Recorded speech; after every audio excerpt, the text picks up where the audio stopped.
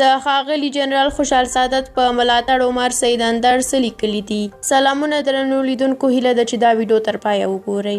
د دې خاورې دا میړنی بچی د دې لپاره نه راغلی چې مقام او ثروت خپل کړي، بلکې د دې لپاره راغلی و چې د خپلې خاورې مور رودلې شیدې حلالې کړي. د زړونو جنرال په خپله 11 میاشتنۍ دوره کې د مور وطن سره د ریښتینو خدماتو مثال لکه د لمر وړانګو ولس ته وځلولو. همدارنګه یې له هر خاین نه خپله لاره جدا کړه او په روښانه لار یې مزل غوره کړ، هغه مزل چې د وطن پکې رفع او خیر و.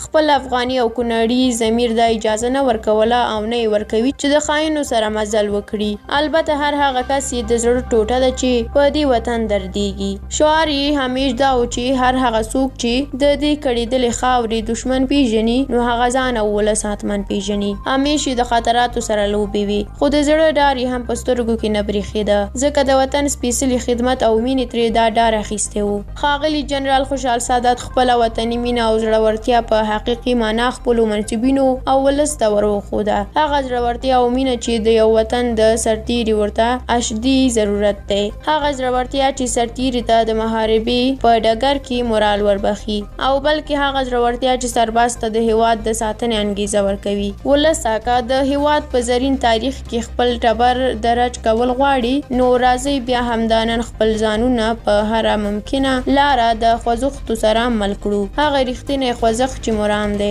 چې تر څو یې د لمریزو وړانګو سرک نه وي دربخلی. دا اوسنی د چوکیداري منصب مې هېڅ نه دی پرې پیرزو، او په هېڅ بهانه یې د دولت سره نه منم، ځکه د دې زمري ساتل په پنجره کې د دې سبب شوی چې ګیدړان نن سبا ښه جنډله کوي ګشت وکړي. نوی ویده ملته، راځئ چې د دې رښتیني زمري او نورو زمریانو په خاطر موږ او تاسې لاس په کار شو، تر هر در او هر سرحد پورې خپل غږ ورسوو، یعنې ځانونه تر هغې سونډو پورې ورسوو چې تر څو مو چې د لمر ریښتینی څرک نه وي لیدلی. زموږ او ستاسې درد د نظام ټول فرمایشات هم نشي کیدی، بلکې په نظام کې د پاکو مامورینو راوستل، کوښښ، ملاتړ او ولسي خدمات زموږ درمل او ټکور کیدی شي. خویندو او ورونو، په آخر کې دومره درته وایم چې که چیرې موږ او تاسې په خپل میدان نشو درېدی، نو د سنډه کېدو لامل بیا بل څوک نه دی، بلکې زه او ته یو، د سوله ییز خوځښت په هیله.